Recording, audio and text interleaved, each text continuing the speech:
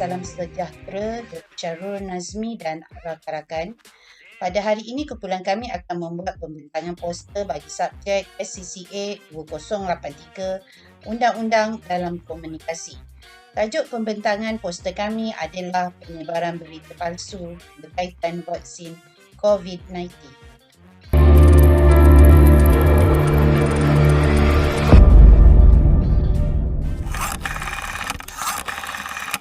Assalamualaikum dan selamat sejahtera semua. Nama saya Quratul Aini Farhan binti Samsawi, nombor matrik 267525. Okey, dalam era perkembangan teknologi sekarang, memang tidak dapat kita nafikan bahawa maklumat tentang suatu isu di alam maya menular dengan lebih cepat dan pantas berbanding dengan media yang lain.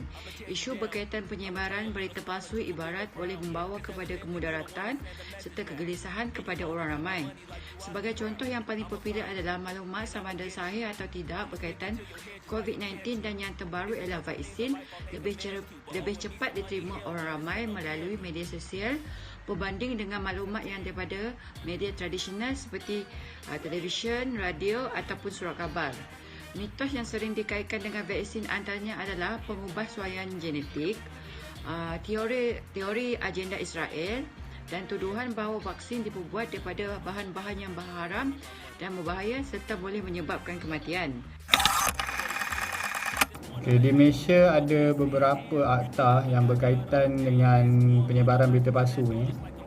Antaranya ialah Akta Komunikasi dan Multimedia 1998, Akta 588. Seterusnya Akta Mesin Cetak dan Penerbitan 1984, dalam kurungan Akta 301. Yang ketiga, Ordinan Darurat, Akta Ordinan Darurat Kuasa-Kuasa yang Perlu, kurungan 2 2021. Ini adalah akta yang paling baru dan paling popular di masa Covid. Di mana Akta Ordinan Darurat Kuasa-Kuasa yang Perlu nombor 2 tahun 2021 ni, Kerajaan Persekutuan menyatakan setiap individu melalui pelbagai cara dengan sengaja cuba mendatangkan ketakutan juga kebimbangan kepada orang lain atau kepada golongan rakyat juga membuat penyebaran mana-mana berita yang palsu dan tidak benar boleh dikenakan denda sehingga melebihi RM100,000 atau akan dipenjarakan selama kurang dari 3 tahun atau kedua-duanya. Pandangan dan idea tentang bagaimana undang-undang dalam komunikasi dapat menangani masalah penyebaran berita palsu berkaitan vaksin COVID-19. Era kini, media sosial merupakan satu medium penting kepada setiap individu, tidak kira kaum, jantina maupun umur. Ianya penting bagi setiap individu kerana melalui media masa ini mereka boleh memudahkan mereka untuk berhubung antara satu sama lain. Tetapi ada juga pihak yang salah menggunakan medium ini seperti golongan-golongan anti vaksin dalam isu ini, khususnya yang menyebarkan berita palsu tentang keburukan vaksin, khususnya menakut-nakutkan masyarakat yang belum mengambil vaksin. Antara pandangan dan idea bagaimana undang-undang dalam komunikasi dapat mengurangkan masalah penyebaran berita palsu berkaitan vaksin COVID-19, antaranya seperti berikut. Yang pertama adalah pihak berwajib seperti PDRM dan SKMM hendaklah menguatkuasakan akta-akta yang berkaitan penyebaran berita palsu yang berkaitan dengan vaksin COVID-19. Isu ini pihak-pihak berkuasa boleh menguatkuasakan akta-akta yang sedia ada yang berkaitan dengan penyebaran berita palsu. Pihak berwajib seperti polis, pihak PDRM maupun SKMM ataupun Suruhanjaya Komunikasi dan Multimedia Malaysia merupakan salah satu cara penyebaran berita palsu ni dapat dikurangkan, seterusnya dapat ditangani dengan baik.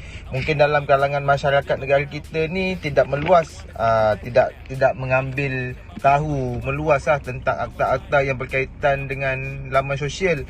Mungkin apabila kita menguatkuasakan undang-undang, masyarakat lebih celik mata dan lebih mengambil perhatian terhadap kesalahan dalam media sosial ini. Yang ketiga, menyebarkan secara meluas dalam carian internet berkaitan akta-akta ataupun hukuman yang telah dikenakan terhadap pesalah-pesalah penyebaran berita palsu di media sosial.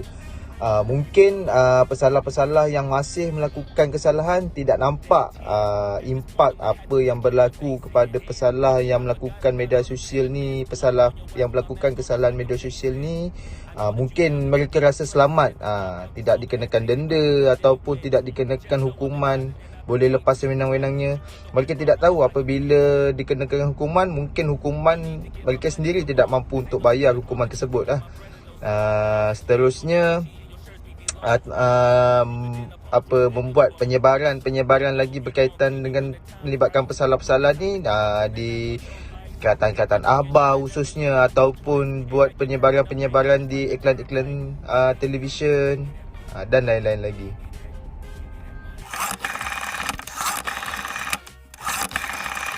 Poster berikut saya akan membuat perbincangan apa itu baca, semak dan sebar. Ianya adalah cadangan dan tindakan untuk mengatasi permasalahan berkaitan penyebaran berita palsu vaksin COVID-19. Apa itu baca? Kaedah terbaik untuk mengatasi salah maklumat mengenai vaksin COVID-19 adalah dengan membaca dan memahami maklumat tersebut. Masyarakat hendaklah mendapatkan maklumat yang cukup, tepat dan disahkan sebelum mengambil tindakan untuk menyebarkan maklumat. Apa itu semak? Buat semakan sama ada maklumat tersebut benar atau tidak. Jika maklumat tersebut tidak benar, kita hendaklah melaporkan kesalahan penyebaran maklumat kepada pihak yang berkuasa iaitu Polis Diraja Malaysia di bawah Akta Komunikasi dan Multimedia 1998. Ianya mendorong masyarakat untuk tidak hanya mengesahkan maklumat tetapi menunjukkan kepada mereka cara melaporkan maklumat yang salah ke pelbagai platform media sosial. Oleh itu, komunikasi bersama dapat dipupuk untuk memperkuatkan keselamatan kesihatan global dan keyakinan terhadap vaksin. Apa itu yang dikatakan sebar? Maklumat yang betul dan benar boleh kita sebarkan, tetapi maklumat yang tidak tepat dan tidak benar janganlah disebarkan sewenang-wenangnya sehingga memberi impak kepada rakyat dan masyarakat. Hentikan penyebaran maklumat yang tidak benar. Selain daripada perkara yang berkaitan, kita boleh mengatasi masalah penyebaran maklumat palsu dengan mengadakan kempen kesedaran vaksin, iaitu melalui saluran media seperti televisyen, radio, Facebook, Instagram dan sebagainya. Memupuk tanggungjawab sosial dan membina keyakinan terhadap vaksin COVID-19 juga adalah perkara yang memberi manfaat di mana ianya dapat mengetahui manfaat sebenar vaksin dan kemampuannya dalam mencegah dan menyelamatkan nyawa.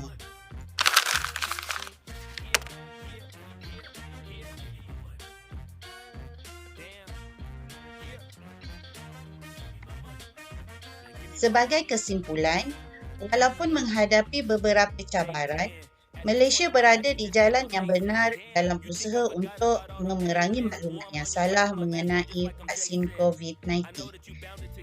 Ini bagus untuk meningkatkan kesedaran mengenai fenomena tersebut.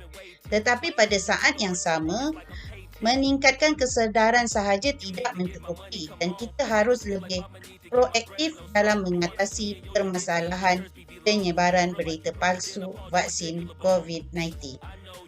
Sekian sahaja daripada kumpulan kami. Semoga bertemu lagi di lain waktu. Assalamualaikum.